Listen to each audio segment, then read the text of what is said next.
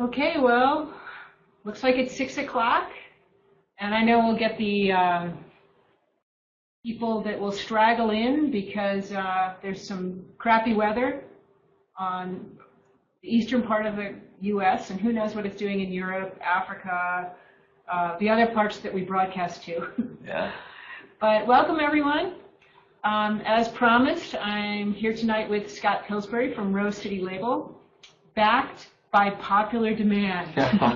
He was very popular in the first go-around of the class, so we've asked him back. And we have all just done our label posting, and I have to tell you, that was a lot of fun. I hope you all enjoyed looking at the labels as much as I did. Yeah. But they all posted a lot of labels that they liked, and there were some really cool ones, including a classic Hams can. Oh, always a favorite. Old school. Okay, so let's get started with Scott. He can introduce himself, and then we'll drive the slides. Perfect. Are you okay with that? Yeah.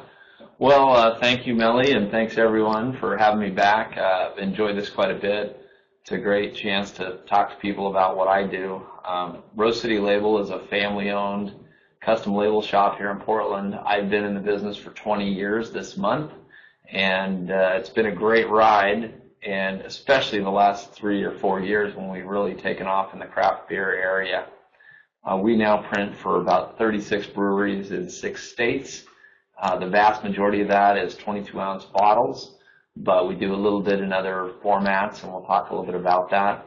But I'm thrilled to talk about labels, and it's fun to talk about beer because I certainly have a passion for beer as well. You have a spirits bottle too. Oh yes, I do have a prop with some of the labeling laws, and we added some slides based on the feedback from last time about do's and don'ts of the labels from a legal standpoint. And so I'll show you an example of a whiskey bottle, a vodka bottle that a customer of mine is using. It's kind of unique and interesting.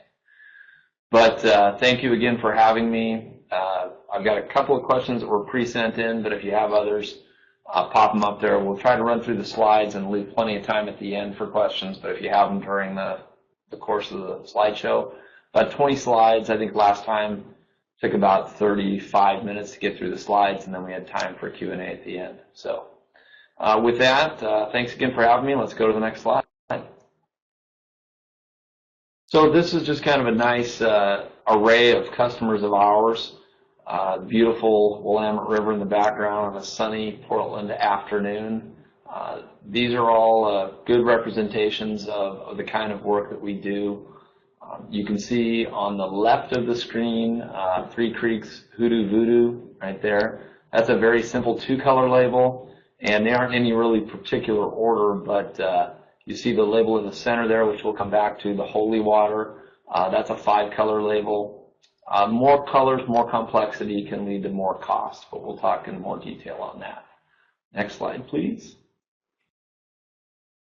So before we get to the actual label, it's important to talk about the application of the label. How are we going to get the label onto the bottle? Because that's going to drive the format or how the label is made and where the adhesive is applied.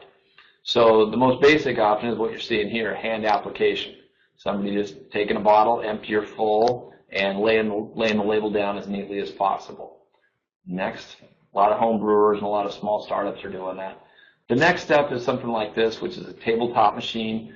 This one happens to be a hand crank model. There's a couple of places here in the States that manufacture these, one in particular down in Albuquerque, New Mexico, and they're about $1,000 for a tabletop machine like this. They also have a motorized version, which is about $5,000 or $6,000. I actually used one of these to apply some labels to. We did about 70 cases of wine, so just about 1,000 labels in about 6 hours. So that's certainly a viable option depending on your production. And then next slide. This is more of a truly automated labeler, and this uses pressure sensitive or adhesive backed. Pressure sensitive means adhesive on the label. You don't have to apply the glue separately. So pressure sensitive is mostly what we do. These labels are delivered in a roll, and as the bottles come down the line through a mechanical process, the bottle turns, grabs the leading edge of the label and wraps it around and completes the label application. This labeler would typically be put in line with a filling machine, something that would get the product into the bottle, get it capped, and then down this area of the line for labeling, and then somebody down at the end taking them off, putting them into 6 or 12 pack containers and palletizing and packaging. The other thing to note is that you don't have to buy this yourself. At least here in Portland, there are at least 2 and probably a third very viable and very busy mobile bottlers. They basically have a completely self-contained mobile bottling line in the back of a Sprinter van, and they'll come to your brewery, hook up the hose and take the product out of the tank and put it right into the bottle. So you need to coordinate, depending on what the particular person or service you use, you would need to purchase the labels, the caps, the glass, and obviously have the beer ready for bottling. Like I say, I'm only familiar with Portland here, but there are a few guys, and they're booked out 6 or 8 weeks ahead of time. So it's a thriving business for them because a lot of the smaller breweries don't want to invest the capital in a full-on bottling line because maybe they only bottle once a week, and that equipment would sit idle the rest of that time and not very good utilization. So that's automatic labeling, and that's probably where we want to get to if your production is very large at all. Next, please. So labels and the types of labels that you can get into. Obviously, the very, very small or startup or home brewers, you can go to Kinko's and knock these out. You're going to give up a lot in terms of durability and things that are going in a cooler. So the next step above that is a commercially or professionally made digital label. By that I mean it's done on a digital printing press, so there's no printing plates, there's no setup fees, and this is a growing part of our business. Typically, full color is the same price as one color, so with digital labels, the complexity of the design really doesn't drive the cost, but the quantity really drives the cost quite a bit. The other thing, though, in this conversation is just what I said. Are your labels delivered individually for hand application? Are they delivered in a roll? And if they're in a roll, is that roll orientation, the wind, how many per roll, is all that compatible with your bottling method and your labeling method, whether that's a mobile bottler or your own in-house equipment? Or is it just a plain paper label that is glue applied? And there are very, very advanced labeling systems that apply the glue on the fly. In fact, our sweet spot, like I mentioned, is the pressure-sensitive roll labels, which is kind of where craft beer lives in most cases here in the Portland market. And so you're in the range of 5,000 to 50,000 labels at a time. Larger than that, and you graduate to a plain paper label, and we'll talk about costs and other factors in a moment, but the real big macro beers are all glue-applied labels. They don't buy labels in rolls at Coors or Hams or Miller. Even the large brands here, the largest breweries in Oregon, like Ninkasi and Deschutes and Widmer, those guys are all using sheet-fed or non-adhesive labels. They buy the labels and they apply their own glue on the line. And the equipment's much, much more expensive, but it's incredibly fast. Ninkasi, or actually 10 Barrel, made the change after Ninkasi. 10 Barrel Brewing's over in Bend, and they were a great customer of ours for roll labels for many years, but then they made the move to sheet-fed labels, and they just knocked their label cost down by about 75%, but they had a huge volume of production, and so they were able to justify the cost of that new upgraded high-speed equipment by saving money on labels. So you're in this class because you like math and you can make the lines cross over where you want them, but that's an important consideration. So again, the important thing here is, are the labels individually cut and hand applied, or are they rolls, or are they in fact a sheet fed with glue applied later? I see somebody logging in. Peter from Saxco has a question. Good to see you. Don't know if you do a label for Crux, the 4-way arrow. Yeah, we'll see it later on in the slideshow. It actually is a customer of ours, and it's a very cool label. So that's the question about format. Next slide, please. So then we talk about composition of the label. So we know we're either going to do individual cut labels, we're going to do glue applied, or we're going to do roll labels. And again, what I'm most familiar with, and I'll talk about, are roll labels because that's kind of the sweet spot for craft beer. This slide shows Harvester Brewing, great customer of ours. One of the very first all gluten-free breweries.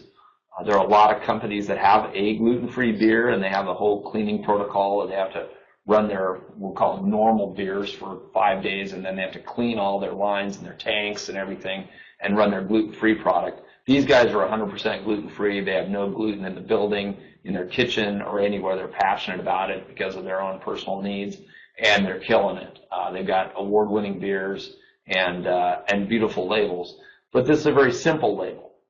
So I mentioned earlier on, before I talked about the label formats, digital versus conventional. When you get above 2,000 to 5,000 labels, you're going to want to go to a conventional printing press. And when you get to the press, then the complexity of the label does matter. These labels are beautiful. They're simple. They've got kind of, you can see the tractor. They're kind of hidden in the ice bucket. But these are two-color labels. Black, a screen of black, and then a background color that contrasts and lets them know what particular variety you're looking at. Those are very cost-effective labels because they're not a super complicated design. Next slide, please. Another just assortment of various labels. I mentioned that 10 barrel on the right-hand side of the screen. That's also was a great two-color label. They transitioned to the sheet-fed glue-applied labels last year sometime, but all of those are very, very simple, clean designs. Next slide, please. Another good long-term customer of ours. This guy's actually in 12-ounce bottles. This is what we call a spot color label. So every graphic element on there has a specific color, brown or black or cream or tan. It's not a photograph. It's more of a line art label design. You also notice that he has a rounded top there on the label. Alan Sprintz, the owner and brewmaster at Hair of the Dog, bought that die one time. It cost about $400, and he bought it probably 10 years ago. And it gets used over and over and over again. He orders 4 or 5 batches from us every year. So a cutting die is definitely an expense, but it's a one-time expense. It's not something that you're paying for on every run. Next slide, please. So the other end of the spectrum in terms of complexity is this from upright.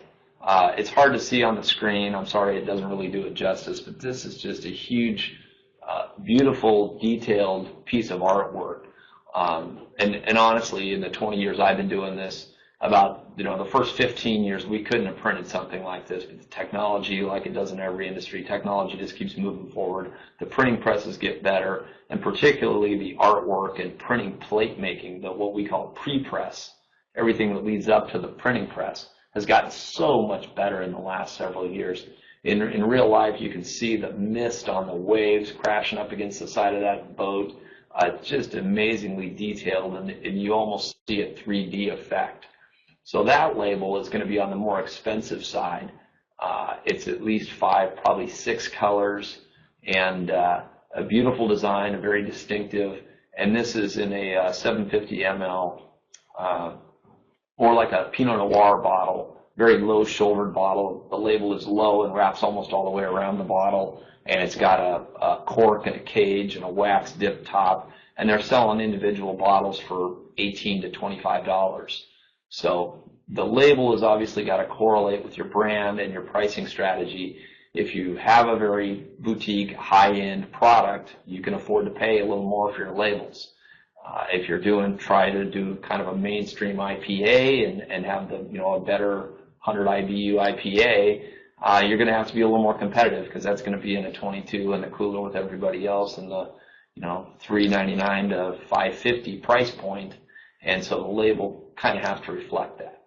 So do you want to give them an idea of the price range? Absolutely, yeah. So that all leads us to, of course, the $64,000 question, which is price. And more than anything I've said so far, complexity is definitely a factor, and I'll address that right now. as I mentioned, as the complexity of the label goes up, more colors means more printing plates. So unlike the cutting die, which actually cuts the shape of the label, the printing plates lay down the colors. This upright label, the Oyster Stout, is a 5-color label, so it would require 5 printing plates. Those are between $75 and $100 each. And that's, again, a pre-press charge. That's a cost before we even turn on the press and making labels. So if you have 5 different designs with 5 different beers and they're each 5 labels, I mean, you could be $2,500 into printing plates before you even get to the printing press. Label like Harvester is a 2-color label. It's only 2 plates per. Maybe those are a little smaller plates, and you're looking at $75. So per item, we were talking about pre-press and the printing plates. Again, $75 to $100 per color. So if you have a 4-color label, you're going to be $300 to $400. And good question, Michael. Plate charge is a one-time charge, as long as you don't make a change. But yes, it'll reprint, and a plate is a physical thing. I should have brought one. They're made out of photopolymer. They wrap around a cylinder. They're probably good for 1 million impressions, and after that, we'll make you another set for free. So yes, plates are one time. So then the cost per label. We've got all of our stuff, like one big old stamp. Yeah, that's a fair way to say it. We got our printing plates made. We've got our cutting die. Or in the case of most of our customers, like I said, we're heavily weighted towards the 22-ounce format. We've got a standard cutting die, so people don't have to buy a cutting die because it's a standard size. It's 4 by 5. Everybody uses it, and the mobile bottler that we primarily partner with is very adept at using that die and getting those labels on the bottles quickly and effectively. So then the cost per label. More than the complexity, whether it's 2-color or 5-color, the biggest driver is quantity. And it sucks because when you're starting out, you're not going to buy a lot. As you go up in volume, your price per label is going to come down. There's some consideration as far as your annual volume or your projected annual spend, but really it's on a run-by-run basis. So price per label for across all 36 of our brewery customers is going to go anywhere from a very high point of 40 or 50 cents a label down to a low point of 7 or 8 cents per label. Now there's a lot of variables that drive that. Obviously the lower quantity and higher cost might be those short-run digital labels. Maybe you're doing a seasonal, you're doing an Oktoberfest ale or a spring release or something like that. You're going to be up in the higher, 20, 30, 40 cents or more, depending on the quantity. This may be more label options requirements or barcodes required. I'll come back to that in just a second. But the cost per label, or typically it's price per 1,000, which is a simple division question. We might charge anywhere from $70 or $80 a 1,000, which is 7 or 8 cents, up to $250 or $350 or $450 a 1,000, which is 45, 35, 25 cents a label. Is a cutting die separate from plates? Yes. Barcodes are not required. It all depends on where you're going to sell the product. I'd say probably 3/4 of our customers have barcodes on their products because they want to sell in a major retailer, like here we have a Fred Meyer's or New Seasons. But if you're just selling them out of your tasting room, or you're selling in a state where that's not required, or at small retailers or bottle shops, that's really going to depend on your marketing strategy and who you're selling through. Yes, cutting die is separate from the printing plates. Plates lay down individual colors. Die cuts the shape like a cookie cutter. Exactly right. Thanks, Nick. Couldn't have said it better. On our presses, we have 2 6-colors and 1 8-color press. So you'll print up to 6 colors in line, one on top of the other in register, and then at the end of that, the cutting die will cut and finish with a label that's finished on a roll and ready to be delivered. So that's the big question about the quantity and the pricing. Anywhere from, again, undergrad in printing is good. I like that. Very nice. Let's go to the next slide, please. So then this is Block 15, which is a brewery down in Corvallis, Oregon, about 65 miles from here. They do very small batch, like 500 to 1,000 bottles at a time, 4 times a year. And they're, you can't see it very well on the slide, but that Block 15, which is supposed to be like a block impression, it's kind of a crude stamp-looking logo, I guess. And then also the border all the way around the perimeter, and I think the words Pappy's Dark, which again a little hard to see on the screen, all of that is foil stamped. So this label's printed 5 colors, the full 4 colors in the center, plus the black spot color on the perimeter there, and then it goes to another machine for foil stamping. So even though this is a decent quantity of 2, 3, 4,000 at a time, it's still a 30 or 40 cent label. But again, if he's selling these as singles for $15 or $18 a bottle, 40 cents for a label probably isn't hurting him too badly. Oh, Ben, sorry you lost your video. I'm glad some people are still on. Let's go to the next slide. Not sure why. This is a 22-ounce can. Base Camp does. They do it's an interesting can with a bottle top on it. It's like the shape of a bottle with a bottle cap on top, but it's kind of a spun aluminum can. I think somebody posted it. Yeah, people have seen somebody these. posted it this week. Okay, yeah, they're good looking products, nice people, great customer. But they have specialty items, and we'll talk about this because we had a question about pre-printing or screen printing directly on glass like they do on growlers. Same thing applies for cans.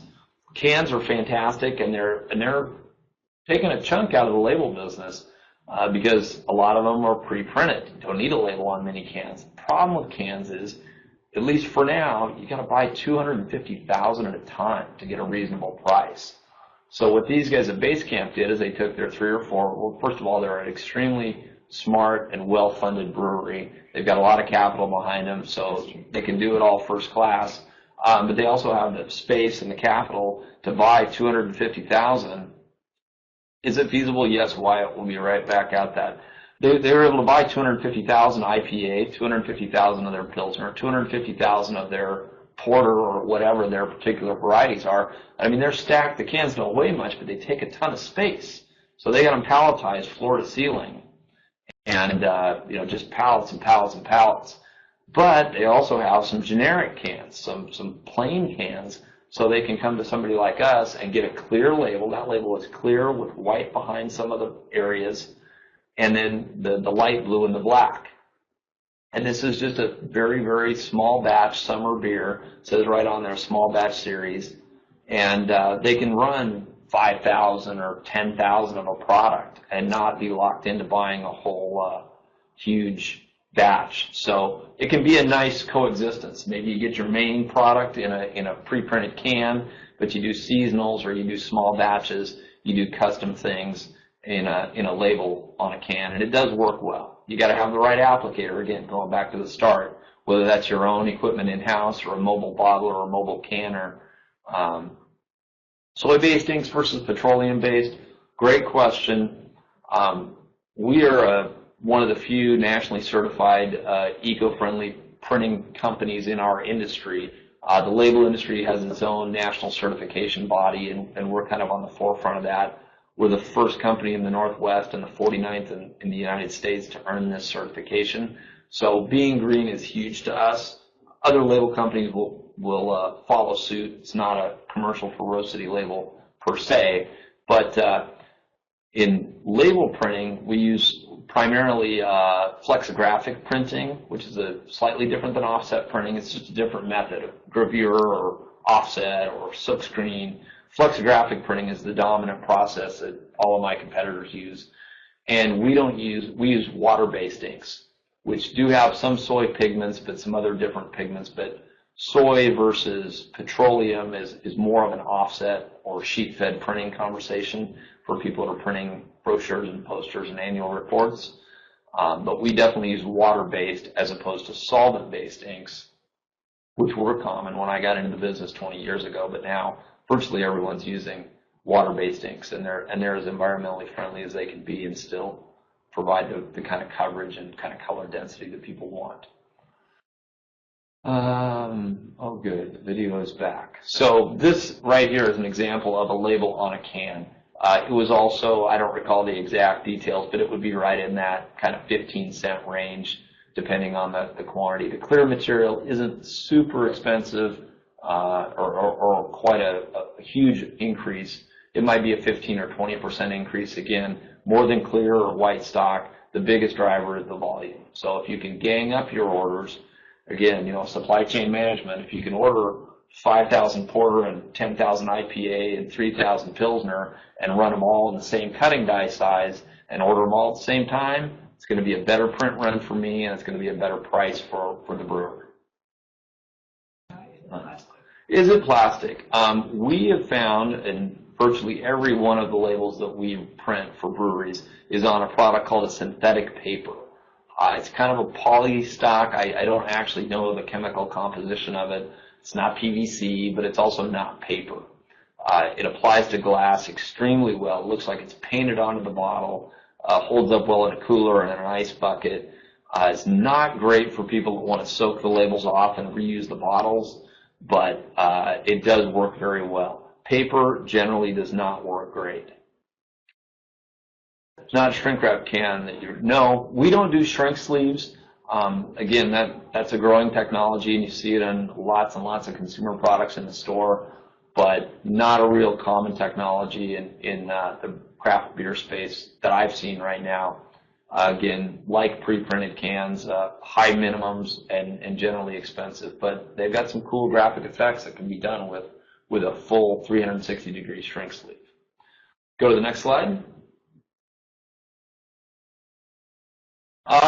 There's Crux, our friends at Crux over in Bend. They have actually gone away from us, and they're doing some other things with their labels, but we printed their first couple batches of labels for them. Nice people, great products. This is kind of an all-star team. They pulled some brewers that had been at Deschutes, and just some real pros that are still there in Bend living the lifestyle and wanted to have kind of a second go at it, combined with some amazing graphic artists that had served some of the needs of Deschutes and others. So they said, hey, let's put the band back together and get a great brewer and some great graphics people, and made some great products. But as you can see from the die cut, I mean, that was a very complicated label, not only for us to make and die cut, but also very complicated and time sensitive, time consuming for them to apply to the bottles. So great product, cool brewery, beautiful, challenging label. The label on the left.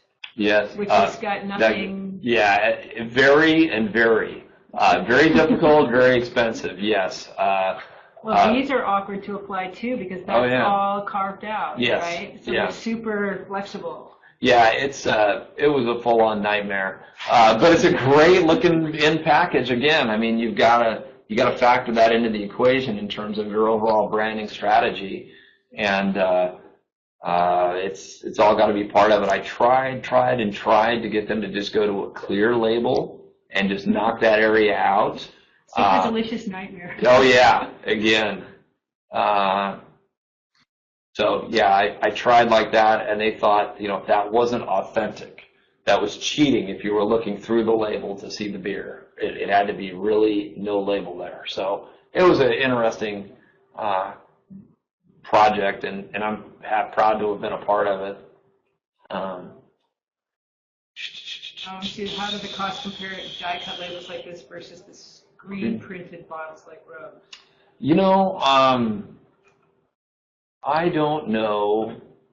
I can tell you that these labels were in the, it's hard to tell you because this is, we're not talking about labels in general. We're talking about a specific brand, so I don't want to give away any of their trade secrets. But they were, in that range, that higher range, in the, 20 to 40 cent range. We did a couple of different runs, a couple of different batches.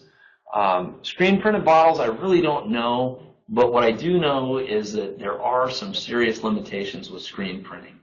It's still a rather crude process where ink is, pushed through a squeegee through a screen, and applied to the glass.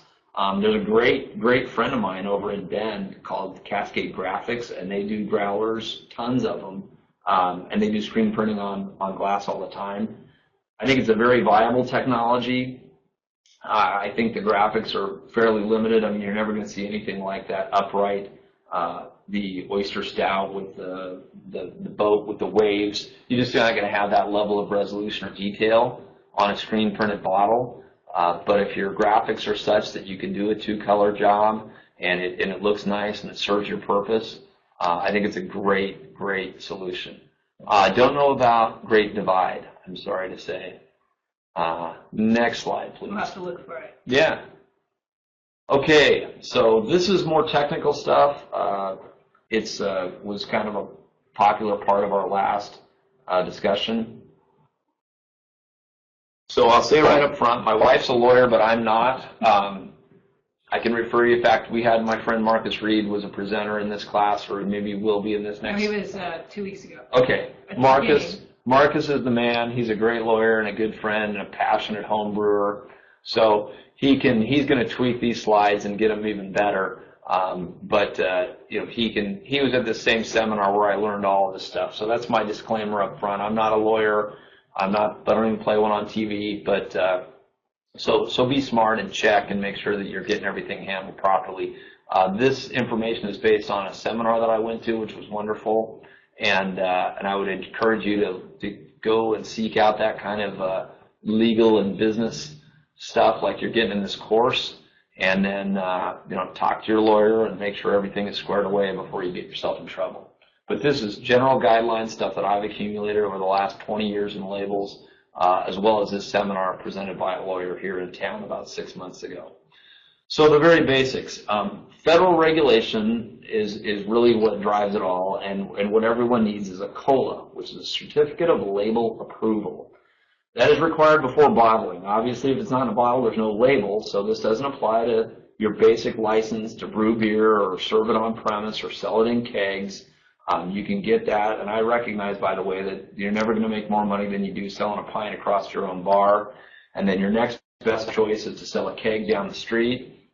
But the third leg of the stool is bottling, packaging and selling it in more markets to more people. So when you do bottle, you need a COLA, Certificate of Label Approval, and that is handled by TTB, which is the federal government's Tax and Trade Bureau. So you might hear people talk about COLA approval or TTB approval. It's really interchangeable. One's the agency and one's the actual process. If you're not selling out of state, if you're just selling in your own state, you may be exempt from TTB. If you're not doing interstate commerce, you may just be able to get state label approval. And the states may differ from federal rules. And this is really just a big disclaimer saying, your local mileage may vary. Check someone local in your area. Like in Oregon here, we have the bottle bill. You got a 5-cent return on your glass. So that's going to be specific to this state. If you don't have a bottle bill or a return in your state, it may not apply. Time is not your friend.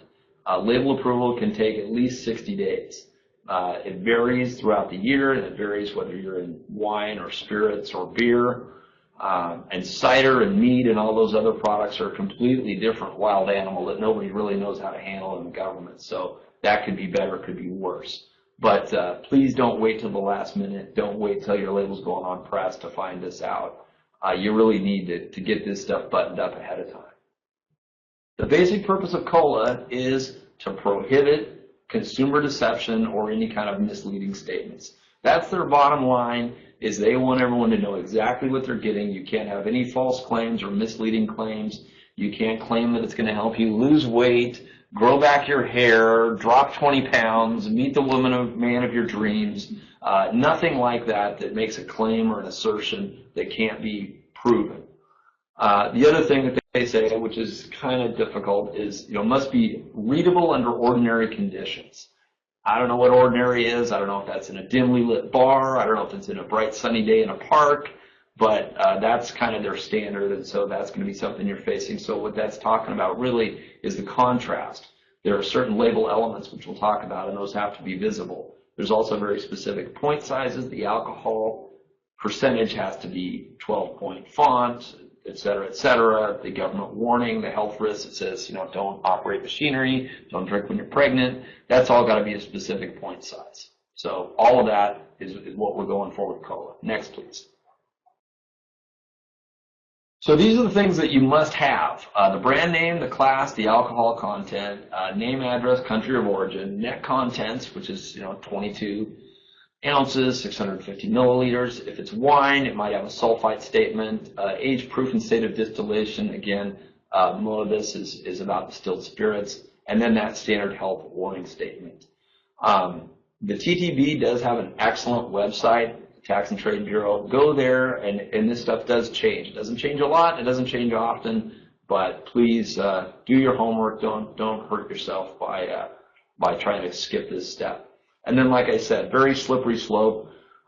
Just like they don't know where to stock it in the grocery store, the salespeople don't know how to sell it. Cider and mead and other variations are kind of an in-betweener. The regulations at the federal level aren't completely built out, and they certainly aren't built out at the state levels. So if you're going in that direction, even fruit-based beers, sour beers, even things like that might have a higher alcohol content or be fruit-based, it's a very different process, and so you're going to have to be patient. You're going to have to do some homework.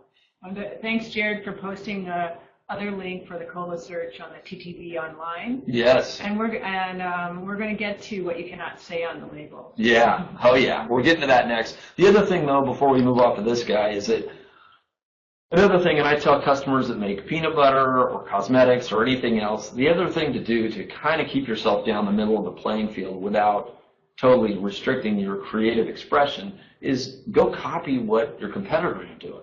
I mean, if the big brands are doing it, if they're using a certain font size, if they're using a certain statement, the point size on their government warning, the size of their UPC code, all of that stuff is a real good guideline for you, and it's a good way to kind of just make sure that you're in the right general vicinity. Next slide, please. So here are the don'ts, and there's more of them. Nothing false or misleading. Fox Brewing, 6-pack in a bottle.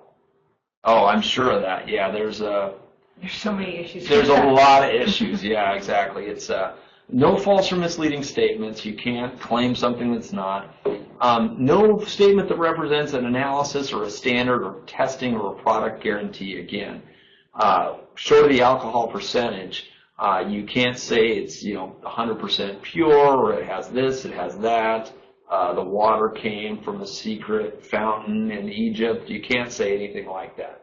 I thought it was interesting that they specifically cite no disparaging a competitor. You can't say, this is way better than Bob's IPA or anything like that. No name or image of a public person. You can't put LL Cool J on your label or any other public figure to say, it's a fault, unless that's who you are, and it may be something that you can claim, but you can't show any kind of a false or unsubstantiated endorsement. No misleading geographic references. If it's not from the Pacific Northwest, you can't say that. This is more with wines, where there's a specific AVA or appellation where the grapes are grown. It doesn't apply to beer as much, but you need to be careful with that. No misleading use of a government seal, stamp, or flag. No implication that it's endorsed or sanctioned by the U.S. government armed forces. No flags, no rank, no seal, and as we'll see on the next slides, no holy water. So this is, if you can see it, I'm holding up what I'm surprised was a passable product. This is a customer of ours out of Tennessee. And if you can see it, this is basically a glass bottle made in the shape of a World War II canteen. This flag is not on the final product, by the way, but I just had this on my desk and decided to bring it down. This thing has a screw cap with a little chain on it. It looks exactly like a World War II canteen. It's got this ridge that was on those canteens. They had this bottle hand hammered, and it's beautiful. And the name of the product, if you can see it, is Victory Vodka. You can't see it, but it's got little on the sides. It's vodka, there's the yeah, flag on the back right now in the prototype, but yeah, the flag got nixed. But this is a very passionate family that loves the military. They have multiple generations of their family that fought in wars around the world, and they got this approved, and they just bought $10,000 worth of this product, and I'm shocked because I think this definitely makes a reference to the military. When they sell this final product, it's actually got a small little chain with a couple of dog tags on the neck of the product in the liquor store, and they have some kind of a connection that a percentage of the product profits go to veterans to support veterans causes. So stranger things have happened, but I would caution you against doing something like this. I love the creativity. I'm a veteran myself. I love supporting veterans, but I'm surprised that this was a passable product. But they got lawyers that said it was good, and they're one of the principals in the company that actually was a long-time distributor. And so he's been in the industry a long time. They paid with cash, of good old American money, so it's kind of out of my hands. But this is certainly an example of something that I thought would be a no-go. There's a question about how about a dead person? That's a great question. I don't really know. I think that it's... That's a good question for Marcus, who I think is going to be next week or the week after. Since Yeah. they're going to have legal back. Yeah, legal exactly. logger. Yeah. Strange things happen. 21st Amendment, yeah, I understand. We made some tap handle labels for them. Just because something's out there, and this is the craziest thing, and I'm not doing a government bashing by any means, but we've literally had customers that have printed labels and printed labels and printed labels, and you don't need to generally get a label approval every time you reprint an existing label, but in fact, Full Sail here in Hood River, they required, after doing 20 different labels, they submitted a label, and they came back and said, you've got to do, you can't call it Full Sail Brewing, it's got to be called Full Sail Brewing Company, or something like that, something extremely benign like that. And they said, look at these 10 other labels you approved that just said Full Sail Brewing. And they gave it the old, well, sorry, but, that's not the way we interpret it today. And even different people within the organization can have slightly different interpretations. It's almost like a building inspector or a permit for a, remodel on your home. They are a little squirrely, and they are understaffed. So, again, I'm all over it if you can. Is there an appeal process? Yes, I'm sure there is. I don't know how successful it is. You could also do that as well. Yeah, you could resubmit and try your luck. But it's, again, you don't want to run afoul of the law. I mean, you've got enough hoops to jump through. And I think, although there are definitely boundaries around what you can and can't do, at least for the sake of simplicity, I'd try to avoid those as best you can. Lawyers aren't cheap, and since there's so many other options out there, I'd try to avoid those if you can. Next slide, please. So this is the holy water example. Oh no, this is my disclaimer first.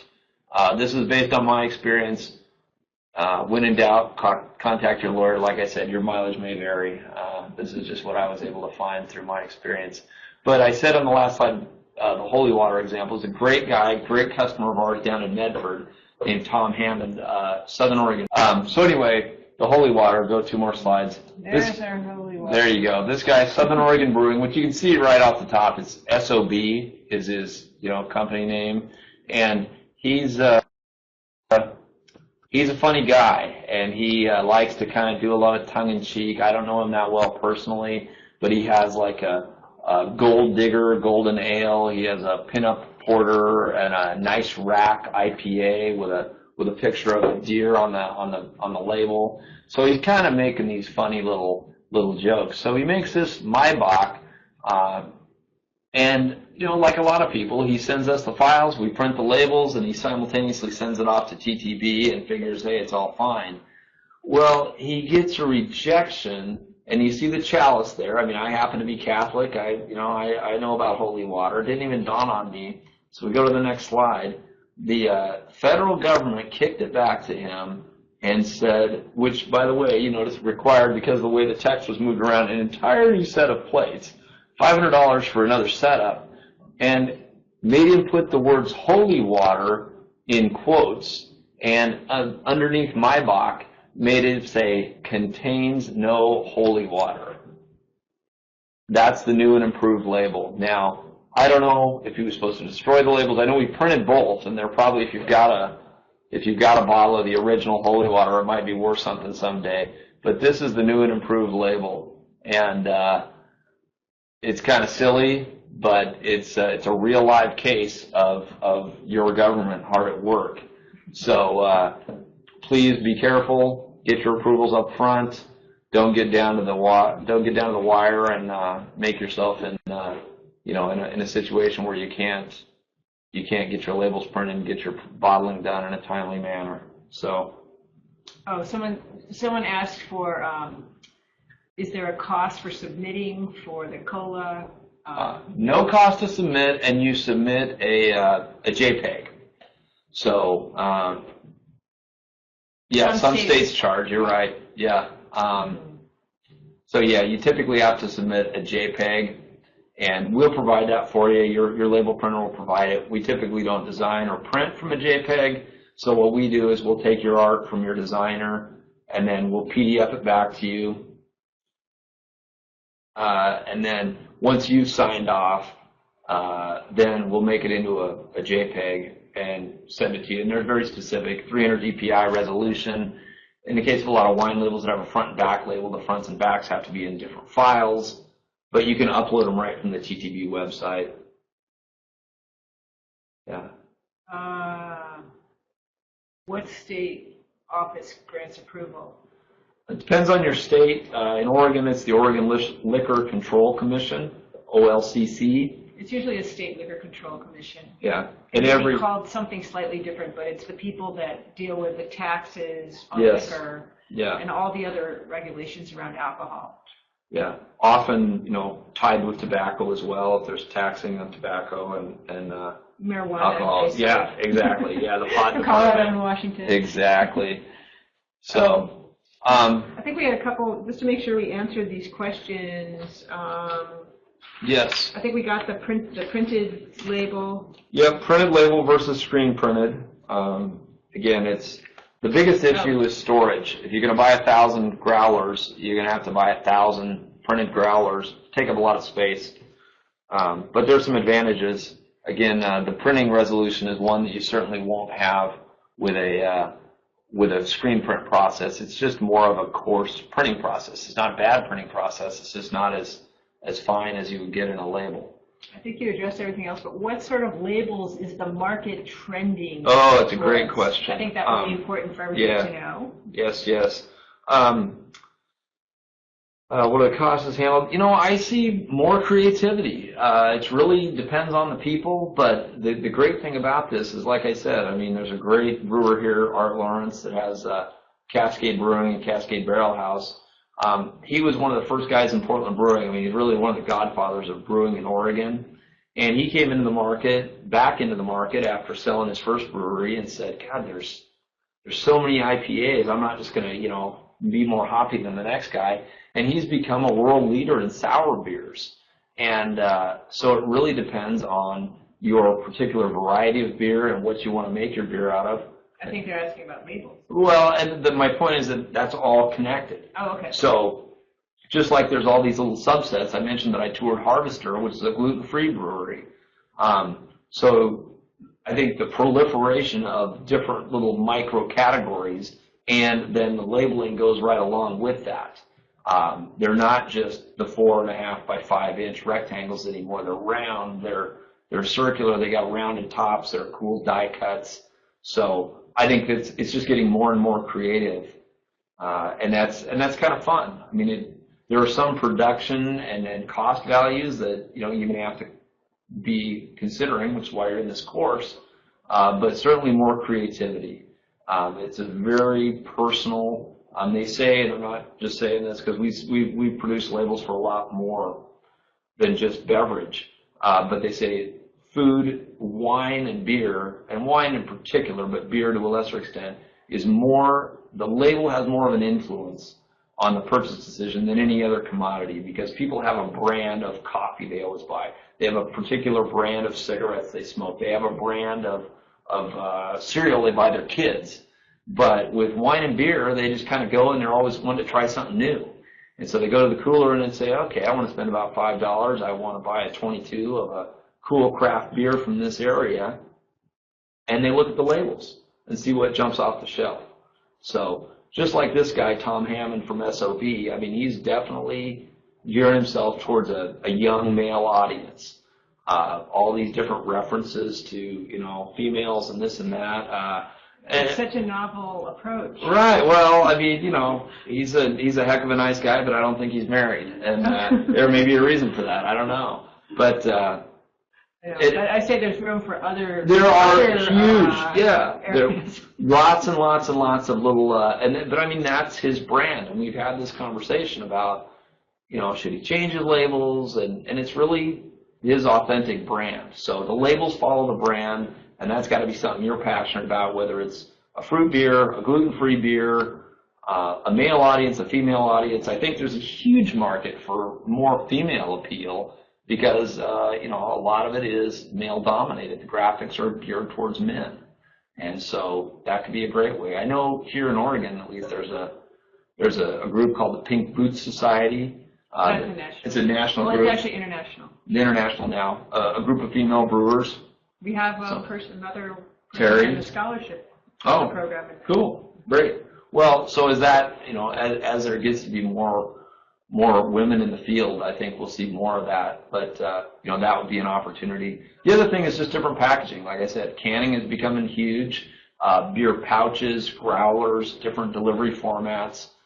Beer, you know, obviously on tap at supermarkets and on-premise consumption, all kinds of different things.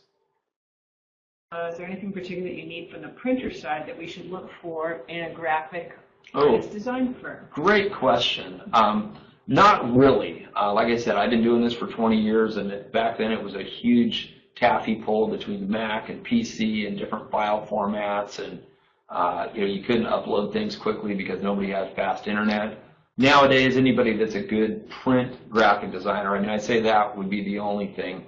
If they design for print, because print, whether it's printing cards, letters, envelopes, business cards, actual physical printing of ink on paper, as long as they can design for that, they'll be great.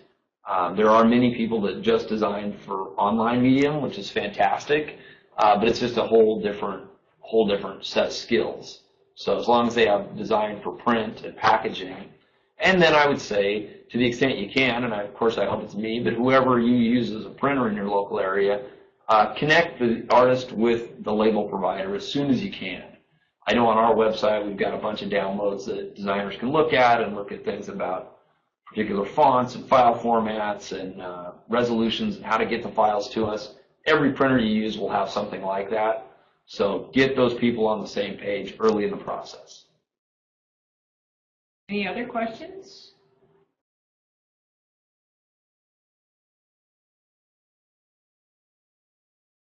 People are typing, people are thinking. Yeah. Got a couple more minutes. With those additional 3 slides and the technical stuff, we went a little longer than last time, but. So if anybody wants to get in touch with you, yeah. Is it Rose City Label? Yep, you can Google me, rclabel.com will get you there, and we have a very active website. We get there's a place there you can go and email me or send me a quote request or download some of this information. Do you supply outside the U.S.? We don't do much, but we certainly could. As long as if you're outside of the U.S. and you have the ability to coordinate the logistics and or pay for it. Will we be doing screen printing in the future? We will not, just because that's not our area of focus. But we certainly, like I said, Cascade Graphics over in Bend is a great friendly competitor of ours in a way. They do some things that we can't, and vice versa. Grogtag.com. Grogtag.com. I'm not familiar with them. It sounds cool. There's a lot of different stuff coming down the pike with regard to that, with adhesives and wash-off ability or permanence. So yeah, a lot of good options out there. And now in states like California, you now have to put a label on a growler every time it's filled. So it's more opportunities for you. We love that, yeah. And again, the growl, like I said, the different delivery formats, pouches and growlers, and and then the different products like ciders and meads and other things. How early do we need to order labels? Oh, great question. Lead time. Lead time, yeah.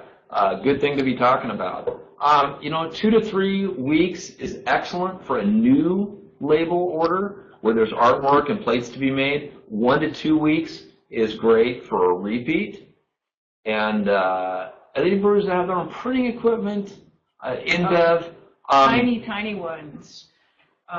Dragon's Gate in Washington, where they're very small. He just prints on his own PC. Yeah, so there's that end of it, but then the one I'm thinking of, I'm sure InBev owns a lot of their own assets. That's true. Gallo down in the Bay Area, the Gallo Wine Company has a huge, very impressive label company, and they spend about 50 or 60% of their production making their own labels. But then they also go out and solicit other folks in the wine industry. But again, well-capitalized, smart people, and they certainly know a thing about wine and wine labels. At least, they're more of a mass producer. Vertical integration for sure. Minimum quantity order on plate printing will go down as low as 1,000 pieces on a traditional press run. Probably the sweet spot is more like 2,000 or 3,000. But we certainly, I just did a quote today for somebody that I quoted it digital and I quoted it conventional. And if you're going to change your artwork often, again, you get in this case, you get into all the issues with label approval. But digital lends itself better to things that are changing rapidly. In small runs, yeah. Art labels using matte gloss spot printing. Yes. We have a great customer here in Portland called Burnside Brewing, and they have a beautiful kind of a two-tone effect. They've got the label is flood-coated with a varnish, which you do need to protect from scuffing and another abrasion. But then they've got that overlaid with a nice gloss, kind of a filigree pattern in the background, and it kind of, as you tilt the bottle and look at it in a different light, it shows. It's almost like a watermark. So we're actually out of time, and I have to do another class right now. Yeah, Melly's got to go. But Google Rose City Label. My name is Scott Pillsbury. Happy to be here, and email me directly. I'll answer any questions. Happy to do it, no charge. Thanks, guys, for all the great questions. Great questions, great session. Thanks, Louis, for the link. Yes, and good luck.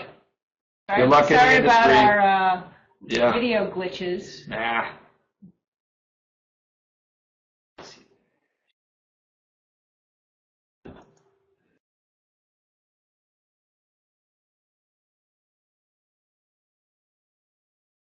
Desktop setting. I was just wondering if there's a different way to close. Nope. Well, thank you so much.